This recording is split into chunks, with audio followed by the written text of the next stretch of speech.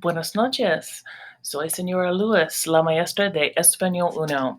So I'm Mrs. Lewis, and I am the Spanish 1 teacher, period 3 for EVA. So I'm going to hit my present screen here. And I'm just going to give you a few slides here about how Spanish 1 is going to be delivered to your student. So a long time ago, I want to say over 10 years ago, I was the Spanish 1 teacher at Olympus. And I will be drawing on all that experience from the past. So the first thing I want to talk about is materials. We really don't use the Spanish textbook. I even know Mrs. Stanner doesn't really refer to the textbook a lot, maybe once in a while. So the textbook is not essential. But what I do first is I am a believer in TPR, and it's called Total Physical Response. It's basically a way of immersing students in as much Spanish vocabulary as possible. So I have 5 lists or 5 chapters from my Mini Cuentos Mírame, which means look, my book under here for Español Uno. Your students should have picked up an envelope of stories that we will be using and vocabulary lists. So the idea in TPR is to immerse them as much as we can so they get this massive influx of vocabulary that even if they don't know all the words, they can still know enough to start having conversations and things like that. So that's kind of how we're starting the year.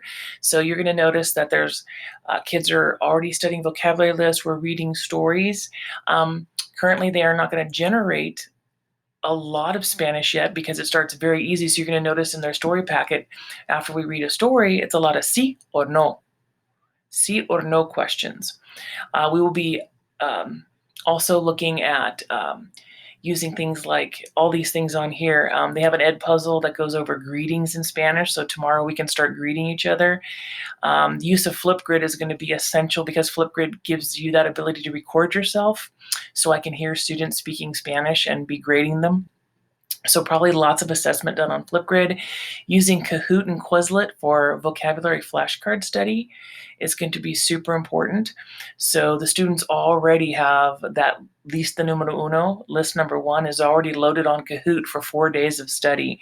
So as much as possible, they should be in their vocabulary list. However they best learn vocabulary, whether it's digitally with Kahoot or whether they have to take that lista número uno by themselves on that piece of paper and make their own flashcards, that is essential. Grading. So basic grading for Spanish 1. Participation, obviously, in a foreign language is super key. We're already participating on our live stream today. We're starting to act out the words. Having TPR is very big on having actions for every word, so students have that total physical response to a word. Vocabulary, super, super important in the TPR philosophy that you get as much vocabulary as you possibly can to make the rest of Spanish easier. Mastery demonstration. I didn't want to call it tests because in distance learning, I think we really have to change how we're showing mastery demonstration rather than with your old-fashioned test. So things like Edpuzzle and Flipgrid and Nearpod are very good for students showing mastery demonstration. Projects have always been a part of Spanish 1, designing projects based on a theme or a concept in Spanish or verbs. The next one, other materials we're going to use. So just in general, songs, dramatization is very big. Practice applications, either digital practice applications or old-fashioned applications. Obviously, verb tense is going to be very, very, very important. In Spanish 1, we have to be able to get all the kids through all the present tense verbs with a lot of grammar instructions. So there is a grammar lens in Spanish 1. Students who feel confident and their grades were good, I think it's a B or better, I believe. I haven't talked to the high school yet. Passing the Spanish 1 final that the high school would give would enable your student to take Spanish 2 at the high school level. Not that they have to, but it would give them that opportunity.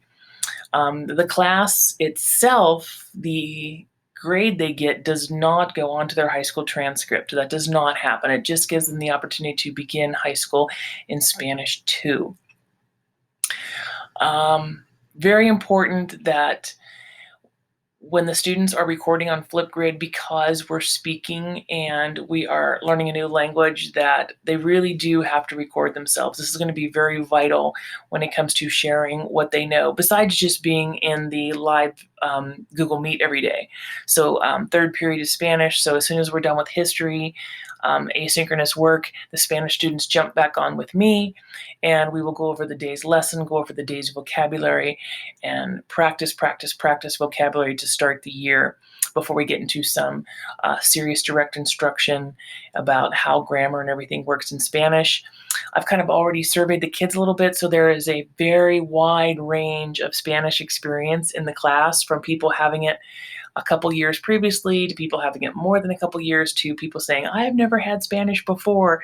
So not to worry, all this TPR stuff that I do is meant to be in a Spanish 1 program. So the most important thing is, if you have any questions at all, it's just like in the core class. My email is klewis@eurekausd.org. The funny thing about Spanish, I think, and when I taught it 10 years ago, it's the same. It's, for some students, this is the first new material they've ever had. So they see it as this huge challenge and they're kind of nervous. But what I like about that is if they come in not knowing anything, it means we have a whole lot of learning to do, which is great, because I think that's when all the best learning takes place. If you already know everything and you come into Spanish 1, then we're not really learning a lot. So I wanted to put all the nervousness aside of the kids who have never had Spanish, to not worry about it. That, we keep, like today was the first day we acted out words. So we got to act them out every single day, and we got to read the stories every single day. And the students are going to rely on their reading skills. Like today, when you're reading a story, it'll say in the packet. Students may not understand all the words, but if they know the vocabulary that's on the list, they'll know enough words to start relying on those context clues and all those great reading skills they have that they show me during core, they will be showing during Spanish 1 also. So anyway, I hope that this presentation answers some of your questions about Spanish. And like I said, email me if you have any other questions. Your students are with me 3 periods a day, so there's lots of time for them to get me during asynchronous time. They have 3 asynchronous periods with me that if they had to ask a question, they could. Once again, the materials, if you don't have Lista Numero Uno, I did post that already on the Spanish Classroom. I scanned it and put that in there because some students said they did not have the packet when they picked up textbooks the day they came in. So periodically we'll have materials checkouts during the year, so I will let you know well ahead of time, and probably on a Wednesday when we have most of our asynchronous time at the end.